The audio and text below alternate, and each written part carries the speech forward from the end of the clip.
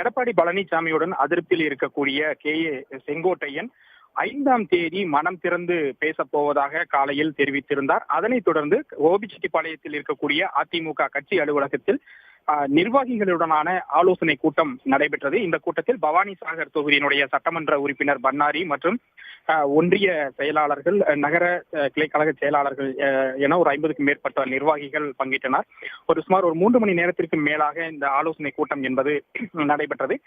கூட்டத்திற்கு பிறகு வெளியே வந்த அவரிடம் செய்தியாளர்கள் பல்வேறு கேள்விகளை அவரிடம் எழுப்பினார்கள். குறிப்பாக அதிமுகவில் சசிகலா, டிடிவி மற்றும் ஓபிஎஸ் ஆகியோரை மீண்டும் இணைக்க வேண்டும் என நீங்கள் வலியுறுத்துவதாக கூறப்படுகிறது. அது குறித்த உங்களுடைய பதில் என்ன என்ற கேள்வி எழுப்பிய போது அவர் அனைத்து கேள்விகளுக்கும் நான் 5ஆம் தேதி விடை தருகிறேன் என்று தெரிவித்தபடியே மற்ற கேள்விகளுக்கு எதற்குமே பதில் அளிக்காமல் தற்போது அந்த கூட்டத்தை முடித்துவிட்டு தற்பொழுது போட்டு சென்றிருக்கின்றார். அதிமுகவில் அதிருப்தியில் இருக்கக்கூடிய செங்கோட்டையன் அதிமுகவை வலுவடைய செய்வதற்காக ஏற்கனவே பிரிந்து சென்றிருக்கக்கூடிய ஓபிஎஸ் மற்றும் டிடிவி தினகரன், சசிகலா ஆகியோரை ஒருங்கிணைக்க வேண்டும் என்ற கோரிக்கையை முன்வைத்துத்தான் தற்பொழுது இந்த நிர்வாகிகள் கூட்டத்தை நடத்தியிருப்பதாகவும் கூறப்படுகிறது. இது தொடர்பாக மூத்த நிர்வாகிகள் சிலருடனும் செங்கோட்டையன் செல்போன் மூலமாக ஆலோசித்து வருவதாகவும் தகவல்கள் வெளியாகி இருக்கின்றன.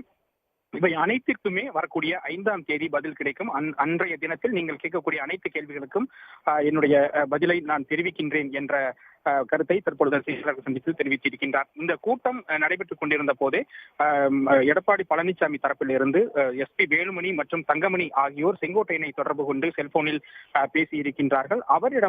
அவர்கள் இருவரிடமும் செங்கோட்டையன் இந்த கருத்தை வலியுறுத்தியதாகவும் தகவல்கள் வெளியாகி இருக்கின்றன.